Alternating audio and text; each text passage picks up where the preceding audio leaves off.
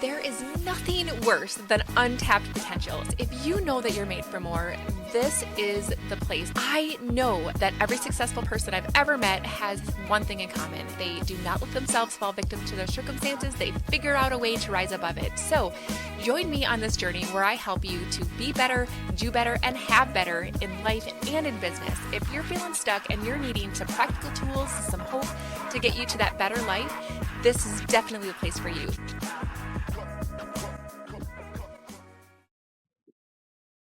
Hey everybody, welcome to the Unstuck Podcast. I'm your host, Lachelle Weaving, and today we get a chance to talk to Natalie Kehren. You guys, she is a conscious mom who's ready to change the world through our kids, and I am so excited for us to get a chance to get to know Natalie better and to hear all of her beautiful wisdom on how we can show up in the world better for ourselves and all the little ones who are watching us. So Natalie, thank you so much for popping into today's show. Oh my gosh, thank you so much for having me. It's a really deep pleasure to be here. Oh my goodness. Well, I would love for you to tell us a little bit more about who you are and how you love to serve the world today. Oh my goodness, who I am. Well, I'll start with a little bit more of a personal side. And then get into all the more formal stuff. Um, I am a mom of one and expecting another in about 4 weeks. So it's coming along. And I'm out of Toronto, Ontario, Canada. Lived and was raised here. So love to travel, all that fun stuff.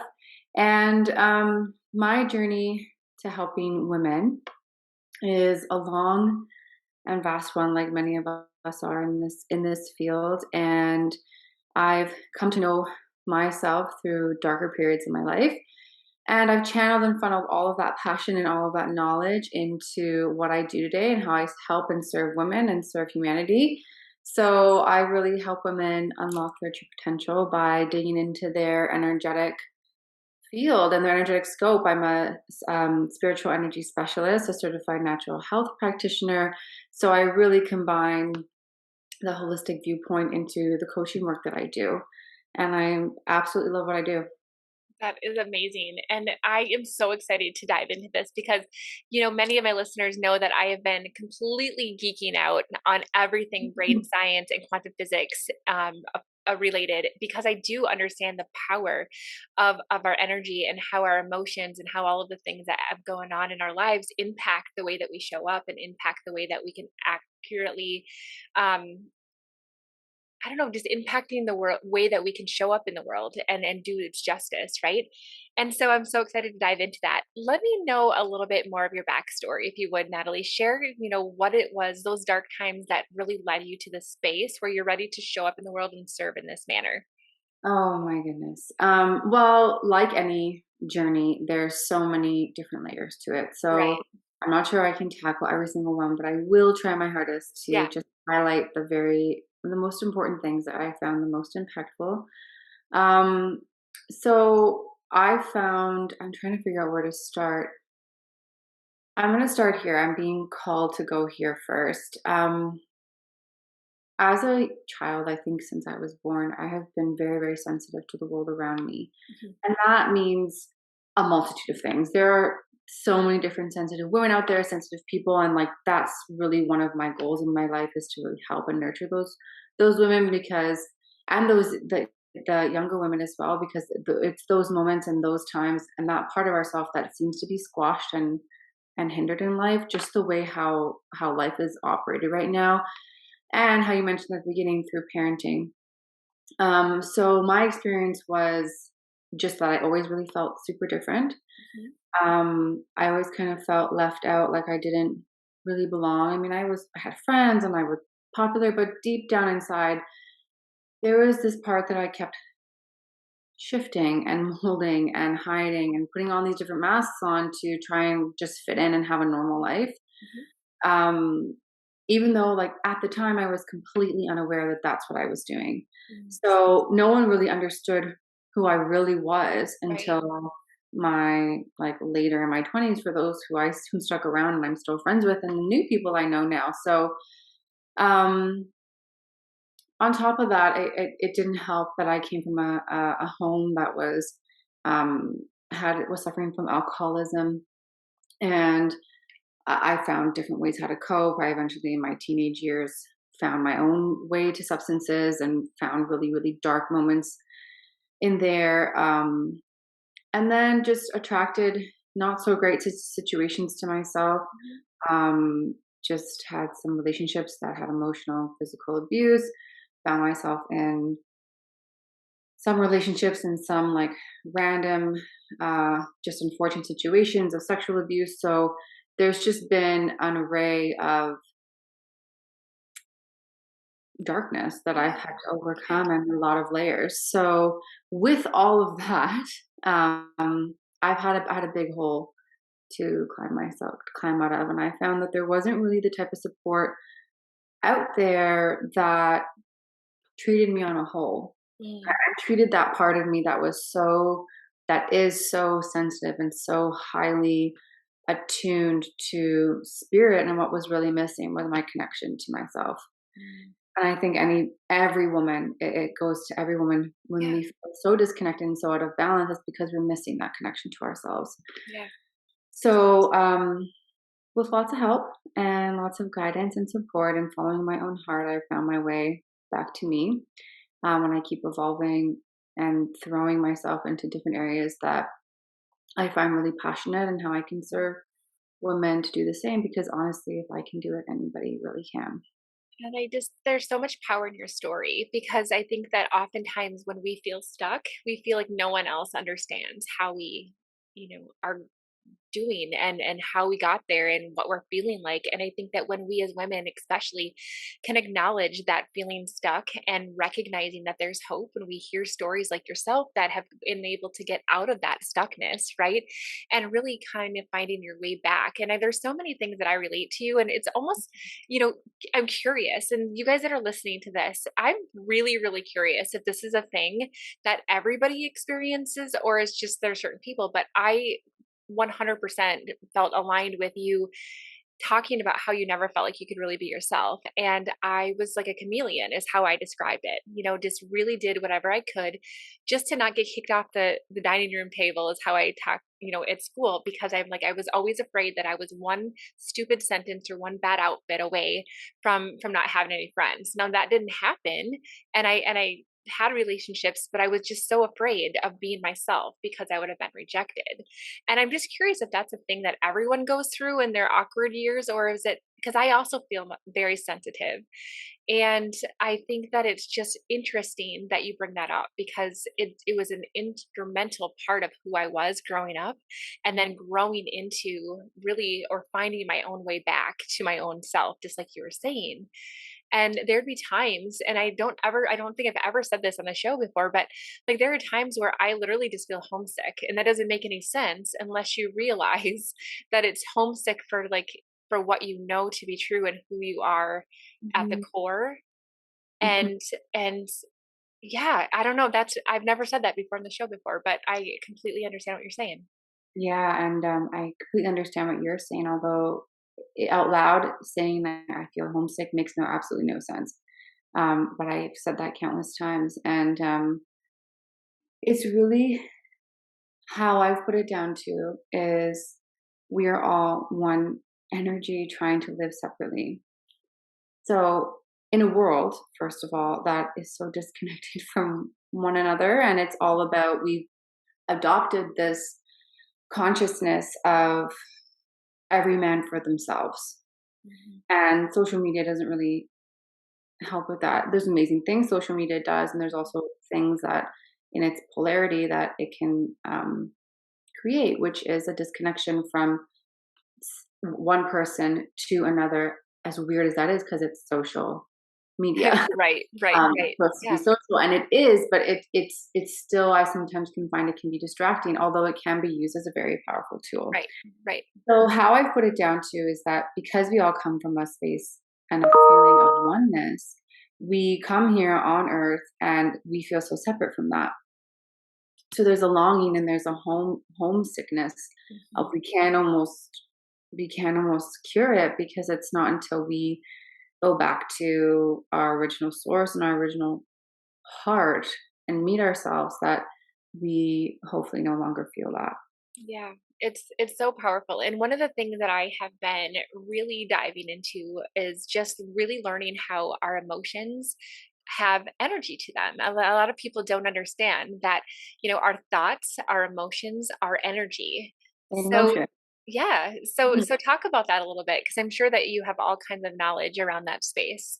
Oh, yeah. Oh my goodness. I mean, every single emotion has a particular frequency, Mhm. and each particular frequency attracts the same frequency to you. And that's like, all of the very refined work that I do with women is really how to create their own life through understanding what that frequency means, um, and changing their energetic patterns and following energetic laws that exist to really create the life that they are after and magnetize those situations to themselves.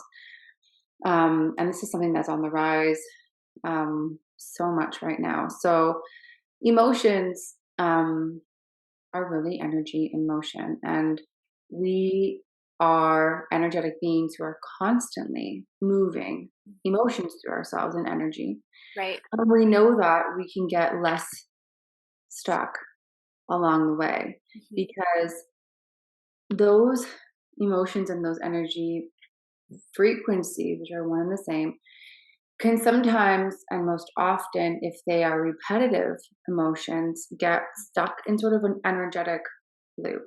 Mhm. So it's this like pattern that keeps going on and on and on. And sometimes it turns off, but then a situation happens and it gets turned back on again. And then we're in that loop again. And so it kind of feels like that's sort of what that feeling stuck pattern is Yeah. exactly. So a lot of the times is when we are stuck in those energy patterns and that frequency, it's like a broken record that just keeps spinning and spinning, that lives in our subconscious mind that's been there a really long time. Sometimes it's from this lifetime, sometimes it's from others, um, and so on and so forth. If you go into the real like metaphysics, quantum physics area of that.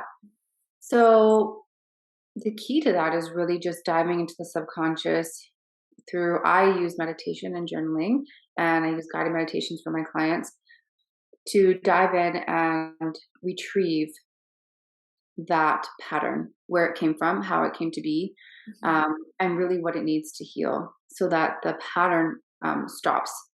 And then your soul, your energy field is free of it. Mm. And and then you create space within your field and your conscious mind to really hone in on what you want to be feeling versus what you're sort of were stuck on autopilot. So you get to choose now what you want to fill that space with, which is extremely empowering. Yes. Oh my gosh. Absolutely. A lot of people, aren't familiar with this sequence of things that happen, right? So our thoughts create our emotions create our actions, and our Mhm. actions create our results. If you want to feel something different, you can create a different thought pattern that allows you to feel something different. And so when we oftentimes feel stuck, especially with those of us that are sensitive and have a really high emotional being that we're in touch with, it can feel like our emotions are ruining or running our world. When in reality, what we can do is decide to shift our thought pattern, which allows us to then shift our emotions into something that we prefer to be in. Oh yeah, I 100% agree with that. I mean that's it in its simplicity. I personally found it so hard to do. Yeah. It took years. It took many, so much trial and error and so much digging deep and so much inward time with myself, Yeah. and changes on my outside of practices that really had me shift that all around. But that's essentially what got me out of those really dark moments. Tell us a little bit more about that. Give us some practicalities that we can start to consider or think about or wanting to learn more about that can help us get from that place of stuckness to, where you are right now. Okay, so I focused on input and output of energy a lot. So once I really understood energy after going to school and being in school, it was kind of like I already knew that to be true. I just needed someone to confirm it for me. So once it was confirmed, and once women step into this power, at least for myself, I could put the particular practices in place. And this is three that I really focused on. A big one was nutrition. Mhm. And I know that that sounds like, okay, well, how does that affect one or the other? But when our organs are healthy, our brain is healthy, and we're working optimally with less inflammation in the body, and we have such a nice detox going on, that is actually helping our energetic field not only work optimally, Mhm. and energy to flow inward and outward more fluidly. It also, that detox every morning with just like a warm lemon water is really detoxing emotions as well. Our Mhm. organs store emotions. So I was really, really, really focusing on food is medicine and heals, because I swear to you, it does. Yeah. Um, so I just fed my body what was helping it thrive. Yeah. It was through trial and error. So I started looking at food as energy, input and Yeah. output. So 100%. And that's one of the things that a lot of people don't realize. Like we completely just dismiss what we put into our body. And one of my friends is a master neurolinguistic programmer. She's amazing. And she and I were chatting the other day about how if you do muscle testing, where you have your arm, out and you know, it's strong or solid in the yes ways, but I'm trying to like give you guys a sense. Those of you guys who are listening, imagine my arm is out 180 degrees from me, and then if it's a no answer, like I get weak, right? So just placing a packet of sugar in your hand makes you automatically weak. Try this out. It's so freaking fascinating that mm, our body has this optimal way that it functions. And when we talk about energy and frequency too, I want to just break this down for those of you guys who are new to this concept, because energy itself is the atoms that we have that make over. So if you dig back into those cobwebs from high school science, remember that everything in the world is made up of atoms, and that there are electrons that rotate around that nucleus of that atom. Now that is the frequency is how fast, or the pattern in which those electrons are rotating around that nucleus, and we measure how fast with hertz or frequency. And so when we think about it, the higher the frequency, the faster, right? Wouldn't you say this is how you describe it? The faster those electrons are rotating around. Now if I think about when I'm in a really good mood, and I would say like I have high vibration energy, I'm excited, I'm happy, I'm full of joy, I'm full of love, I'm vibrating higher. I'm vibrating at a faster frequency. When I'm feeling worthless and hopeless and tired and angry and all those things, I have this like she's doing this thing, this downward spiral of energy, and those energy vibrations are measured at a lower frequency. They're much lower, and heavier. right. And Yeah. so food will actually disrupt that beautiful energy flow of the different cells within our body. And scientists have determined like blueprint frequencies that our pancreas vibrates at such and such a frequency when it's in its healthiest state, and things that we do, our emotions, what we eat, can disrupt that energy flow, and that can lower our overall body's vibration and not allow us to be in that peak performance. And that's really, I mean, to the core of it. I love talking to you, by the way. Um, that is really at its core of it when you talk about, so I talk a lot about reaching someone's highest potential. Mhm. When your frequencies are in your organs and your atoms are working at their highest frequency, you actually can reach your highest potential, because that frequency of those atoms is exactly the frequency that you are magnetizing to yourself, because Yes. essentially you are a magnet. So if you are feeling joy and happy and success and abundance, Mhm. that is what you are bringing to your everyday life. Yes. And it happens while you sleep. So that's why money is frequency, food is frequency, everything is frequency. Yes. And then if you feel those lower ones, you're going to start attracting job opportunities like that, or worthlessness, or those lower frequency Yeah.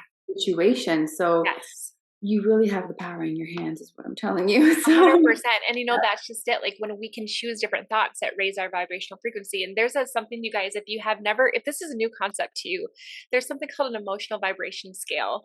And that Mhm. will tell you that, love is at this certain hertz frequency, and worthlessness is at this such and such a frequency. And so when you can actually see it on this scale, up and down vertically, you can really get a sense of what this looks like. And correct me if I'm wrong, if I'm not explaining this very well, Natalie, but there's something in the quantum world called entanglement, which allows for our energies to become immersed with the energies around us, which is what she was talking about, that we're all kind of one energy. And what happens is when we have a higher vibration, we're going to entangle with other vibrations that are at that nice high frequency. So if you're surrounding yourself with really positive people and positive experiences, you're going to continue to attract more of that because of the entanglement energy. But if you're around people who suck the life out of you, toxic relationships, toxic work environment, you're going to continue to have entanglement with that kind of energy, and you're going to get more of the same. And that's why oftentimes we feel stuck. Hmm. Hmm. Yeah, that's it right there. So, Period. Yeah. No, it's really that, and the best way that I can describe that is I always say, like, if you're at a concert, that performer at the front has this frequency, this energy that it ripples out into the whole crowd of thousands of people, all the way up in the nosebleeds. right. People feel that person's energy because as one, we're one moving unit, and that's like Yeah. such a beautiful concept as well in terms of like group work and when you're talking about healing together or just the power of people, Yeah, absolutely. energy and connection. Like we really, really thrive and need that to survive. So yeah, food was definitely a huge, huge one for me. Yeah. That was where I started. Yeah. And then, so that was your first of three. So what's your second? My second, so this was output. So this was my release. So I focused on food to fuel me and heal me from the inside. Mhm. That was my input. And then as I was detoxing through all of that, I needed an output. I needed a release. Mhm. And that was through movement. So I sometimes it looked really high intensity movement where I mean, I don't think I've ever said this on a podcast before, but I used to be able to leg press, and sorry if your jaw hits the ground, 720 pounds. Whoa, that's amazing. Wow. Yeah, like I really, so some of my, and those are in moments where I really needed, Yeah. and it's not like a moment where it's like, oh, a day. No, it was like a couple years where I was releasing such intense darkness from myself that Yeah. I output it all into really high intensity workouts. So that was it. And that's where I started. And now I've found a beautiful balance between, weightlifting and yoga and Pilates and walking and all the healthy, beautiful things that movement does for you. And what that does is it keeps the energy, which is emotions, in motion. It helps it Yes. output through Yes. your body. So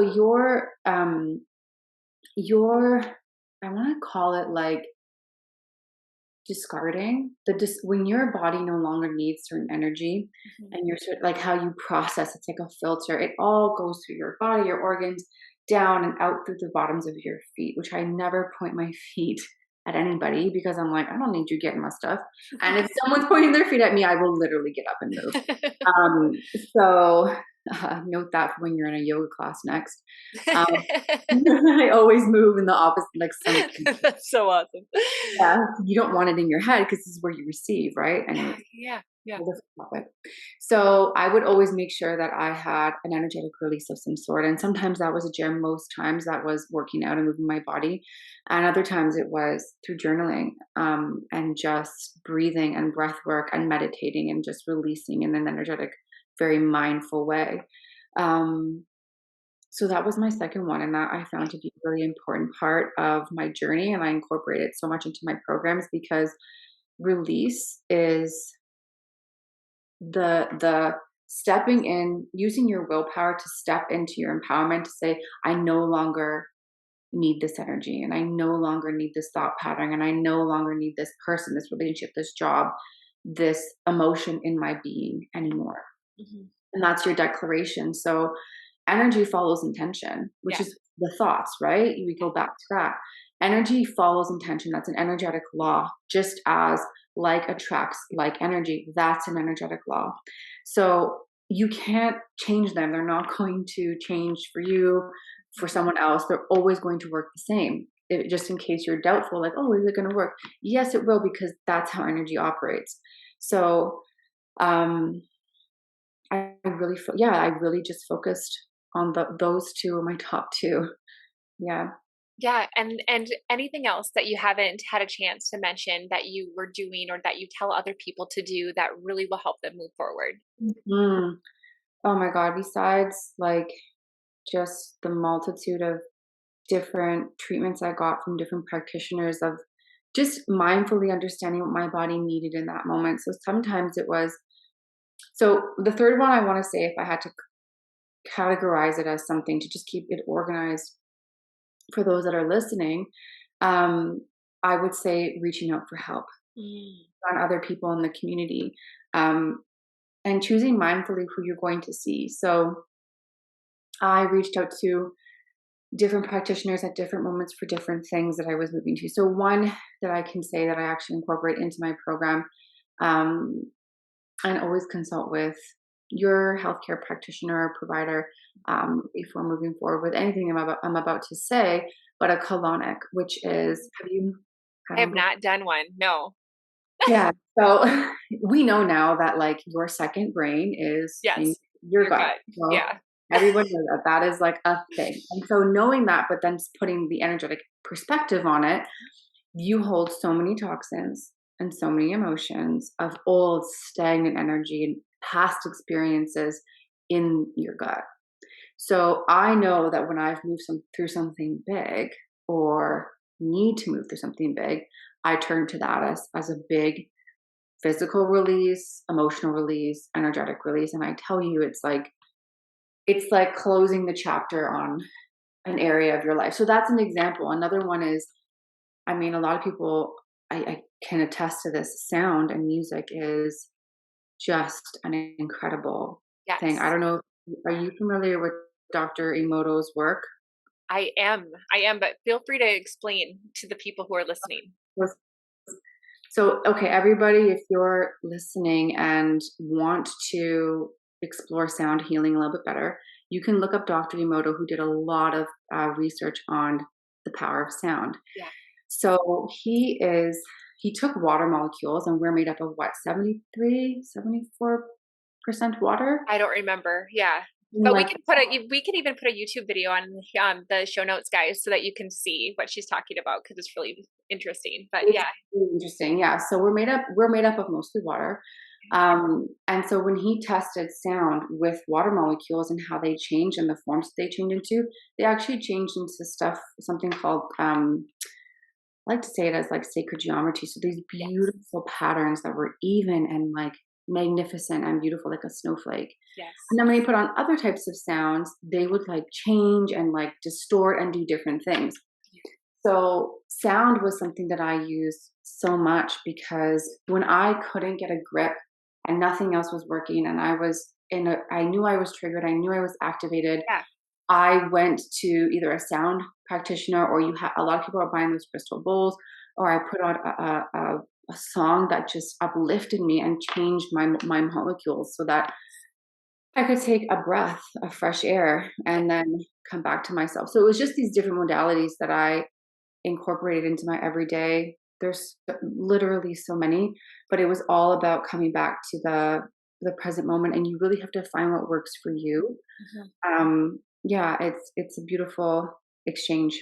Yeah, it's amazing. I'm gonna go back to the water molecules because this is so beautiful, and I'm gonna, like I said, I'll put the YouTube link in the show notes, guys, for you to see this because it's so fascinating. But when they, shared love, for example, or spoke blessings or prayer or positive intention into the water molecules, it formed this beautiful intricate designs.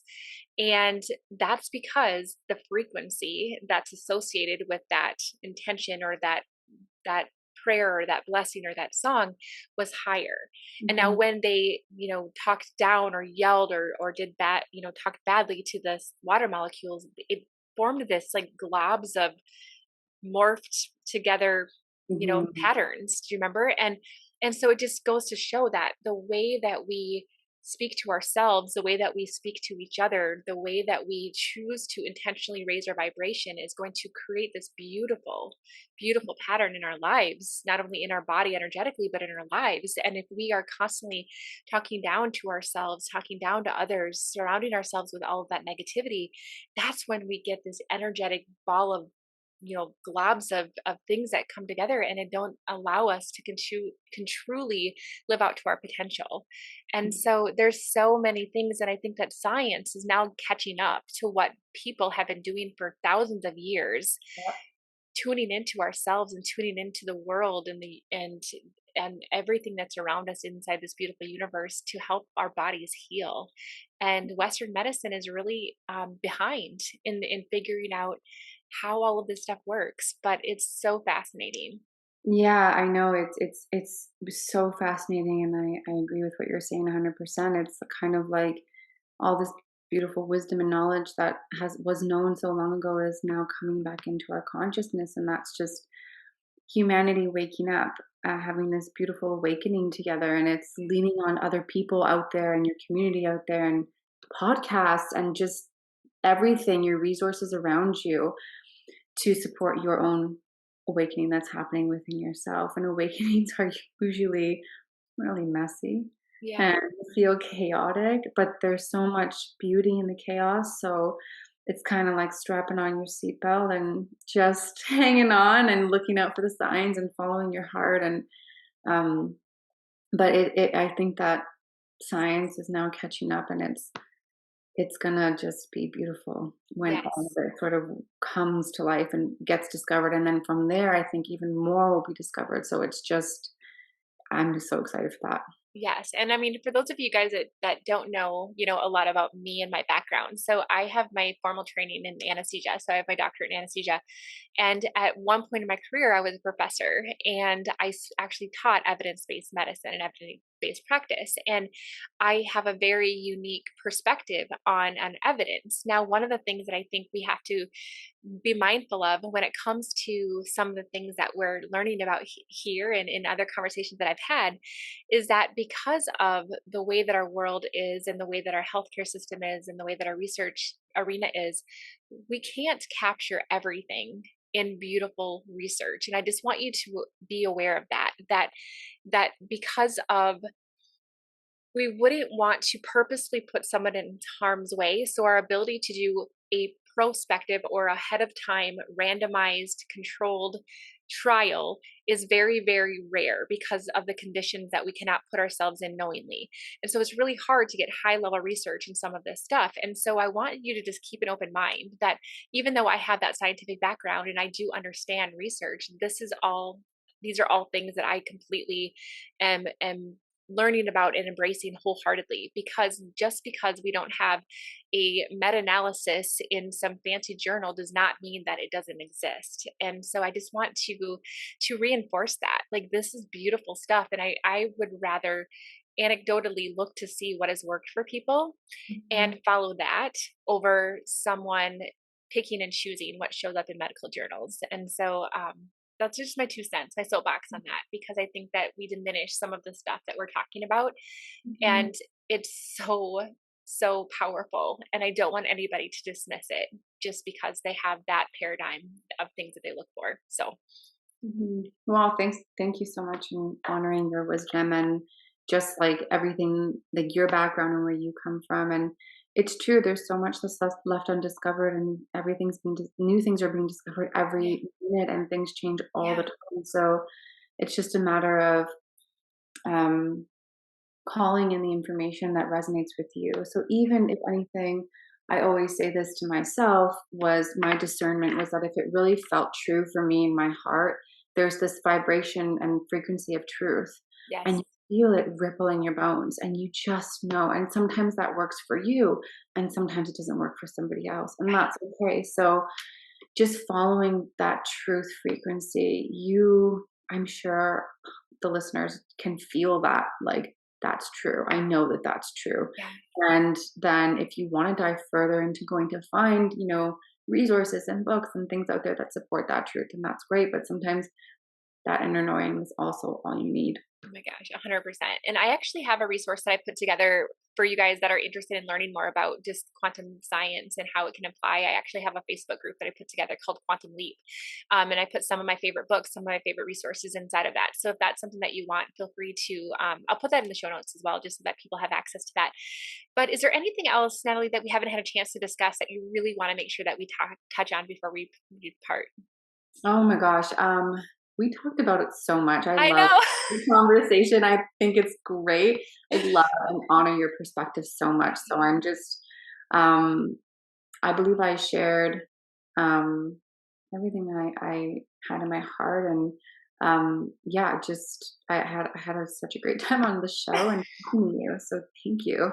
Yes, well, thank you, and best of luck to the upcoming baby that is going to be Thank entering your you. world.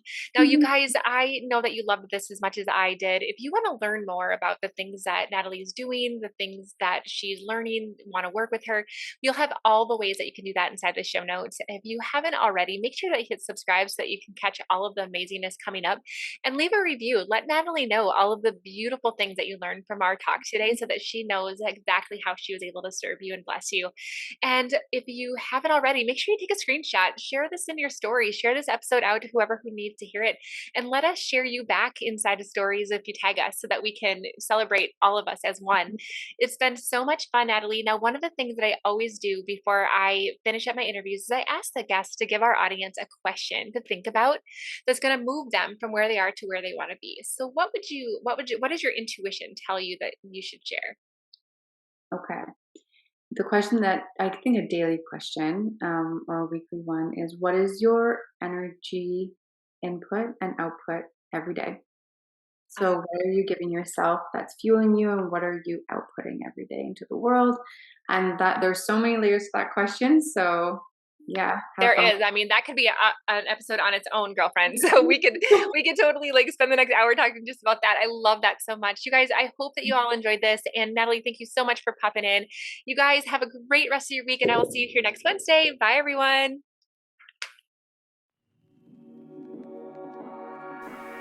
Thank you so much for listening to the Untucked Podcast. I am so grateful to be on this journey with you. And don't forget to check out the show notes if you want to get into my private club, the Better Club, to be able to learn better ways to be better, do better, and have better. So until next time, keep showing up. Let's get unstuck together. Have a great day.